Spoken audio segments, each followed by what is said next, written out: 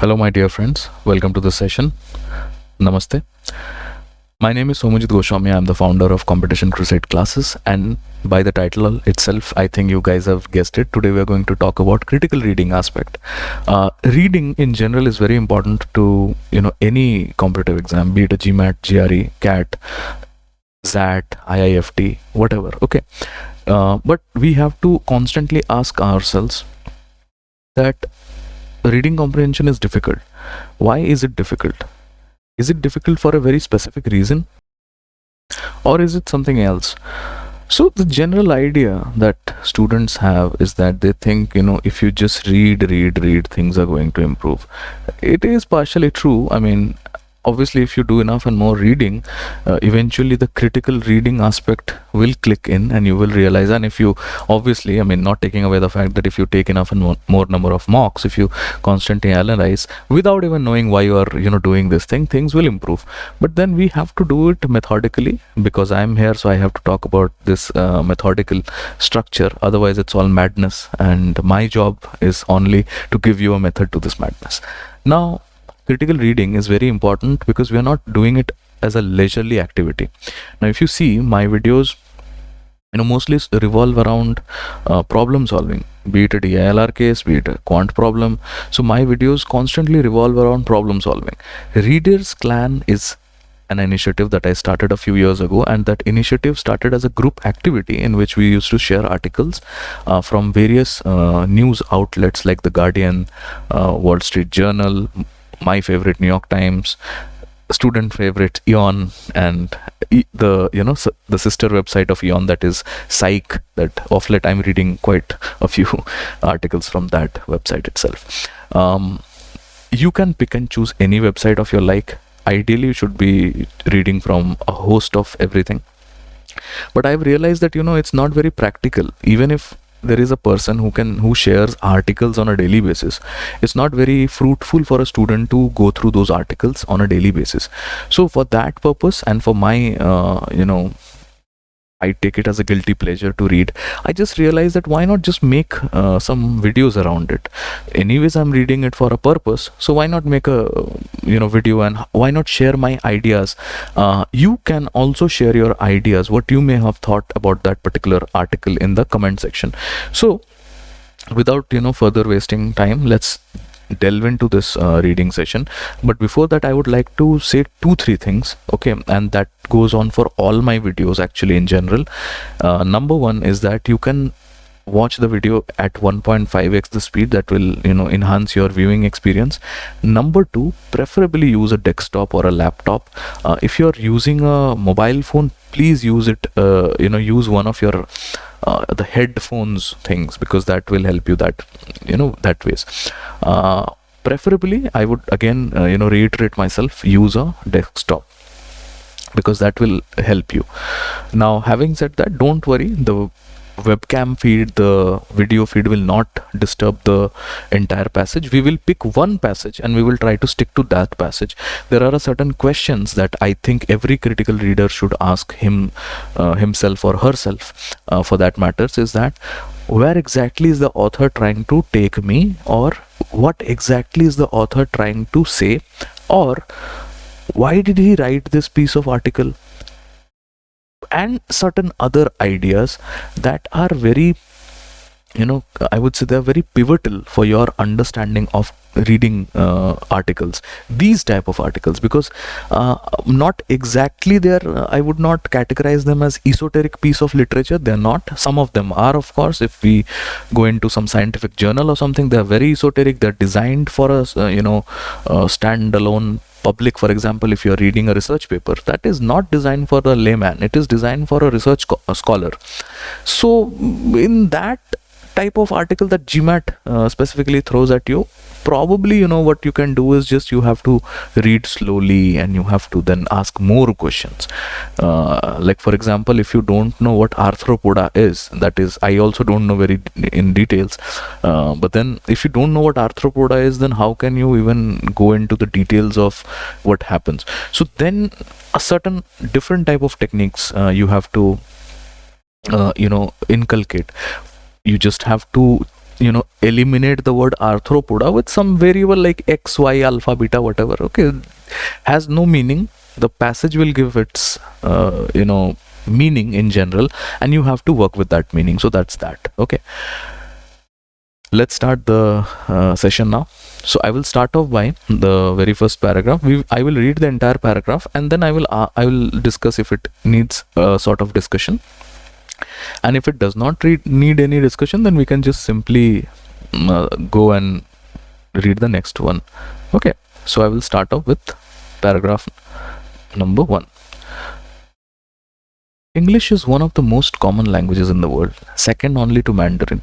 However, the term English has become an umbrella below which there are hundreds, if not thousands, of national and regional accents. As for example, received British pronunciation, American, Australian, Indian, South African, New Zealand, Manchester, Wales, New York, South Carolina, and many more. In these accents, which make the language richer and give it character, as they show the history, geography, ethnography, and even politics of the area where they have developed. They also often give a sense of belonging. Now, when I read this thing, you can ask yourself that, okay, so are we talking about English as a language? Are we talking about the geographical ideas? No. So a critical reader knows that this passage is about accents. Okay, so primarily the ideas will revolve around accent, and in subsequent paragraphs I will be introduced to the ideas that will add up to accents. So the first thing is that the article is about accents. Now let's go ahead. The very next thing, it says, what is an accent? An accent is the way in which a language is pronounced, and this will vary depending on nation, location, or even social class. There are two different accents. First is the foreign accent that occurs when an individual speaks a language using sounds and rules of another language which is not his or her mother tongue. The other kind of accent is associated with variations on a person's mother tongue. People who live together tend to share a way of speaking or have an accent which differs from the other groups. This can be true of villages which are only a few miles apart. The difference in accent may be subtle, but to a trained ear it is there. However, the difference can also be great as an indecipherable to an outsider. Now, fun fact, indecipherable is a good word. If you don't know the meaning, you can quickly open your smartphones, whatever, and you can find the meaning of that. Okay, decipher basically means to make sense of something. So indecipherable means not making sense of that thing. So a week or so of listening to different accent is usually enough to adapt and start understanding. It depends on the language level of the learner and the amount of exposure he or she is given. A very interesting thing. So they are started off with what accent is, described what roles and properties of an accent is. This particular paragraph does not really has a lot of depth in it. It is just an explainer that, okay, this is an accent. Okay, so let's go to the next part now.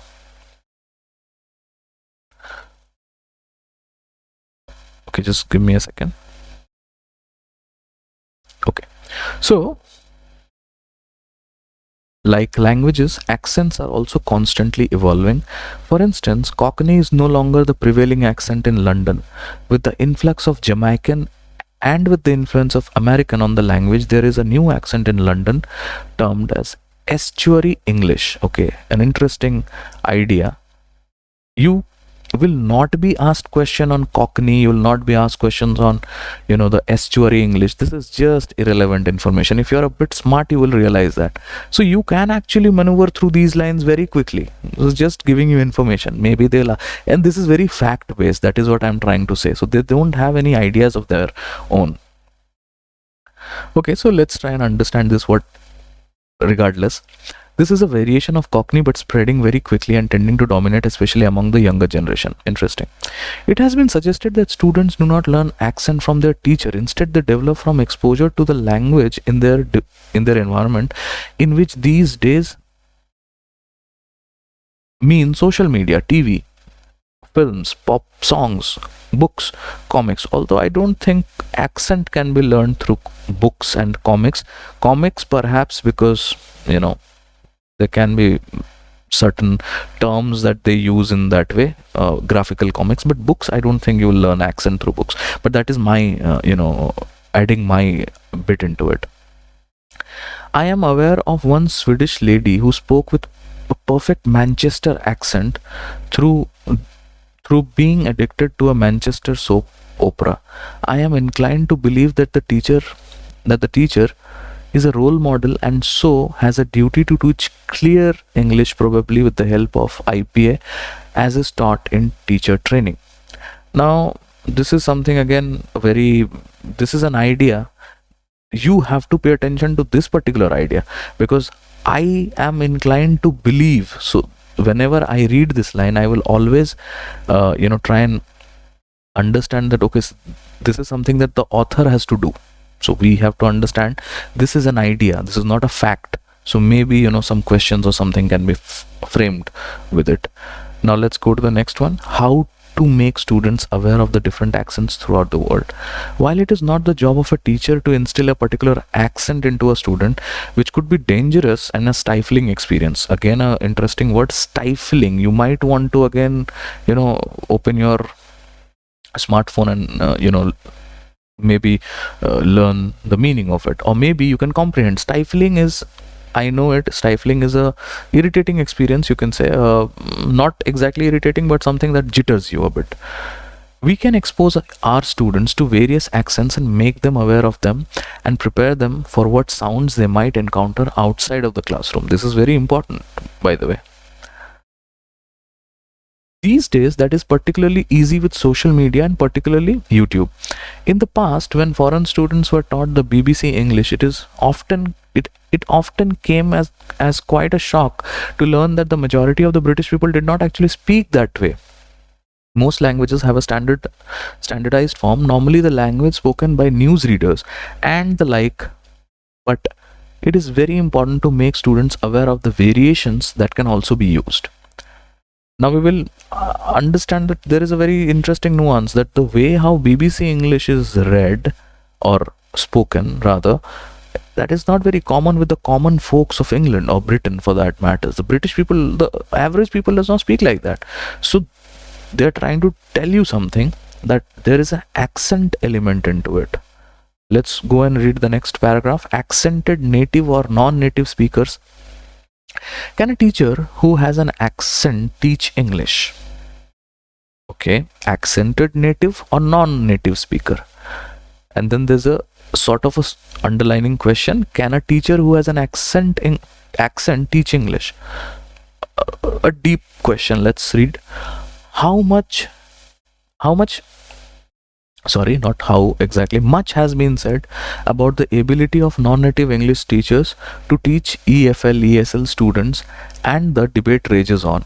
In the past, as I am about to show, still in the present, there was and still remains concern about whether a teacher whose language is characterized by flaws in intonations and pronunciations and grammar patterns can still teach and communicate effectively. Now, if you see, I just paused in because I was thinking that where exactly is it going to take me, and I realized that okay, they're only introducing they're talking about the flaw of a accented teacher, specifically an accented teacher as an English teacher, okay, or an accented person as an English teacher. So that is the idea that they're trying to tell you. In other words, can an accented English teacher be a good language teacher for his or her students? The answer is of course yes, for so many reasons that we as teachers appreciate. Now, whether an accented English teacher would be a good language teacher is true or not, that entirely depends upon the skill set of that teacher. That is something that I think, and well, we can debate on that though. In his work published in the 1999, Kanagaraja 1 describes the native English speaking teachers and non-native English speaking as center of as center speakers of English and periphery speakers of English. Now, this is something that I wasn't expecting. So they're giving you some insight into what some other person was saying. The first group refers to as those who use English as their first language, including the United States, Australia, Britain, and New Zealand. The second group, periphery, are those from other countries outside of these four. This irrespective of whether they speak English as a first language or second language, such as Canada, Germany, Ghana, and so on. I am pretty sure that these, they haven't included Indians in that, because Indians also have a peripheral accent. Anyways, please look at the following example. According to the article published on the Wall Street Journal, indicated that the Department of Education in Arizona decided that teachers whose English is deemed accented must be removed and restrained from teaching in a class of students still learning English. The author indicates that the move is to ensure that low proficiency level students are taught by native English teachers.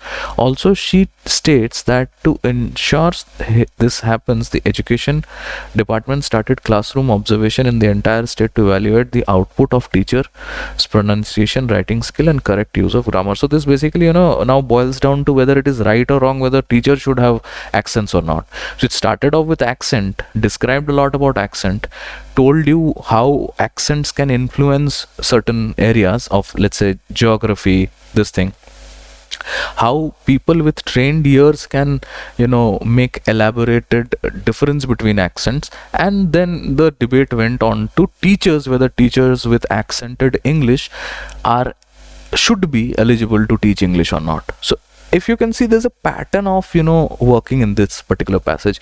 Of course, you can see I will not go any down than this.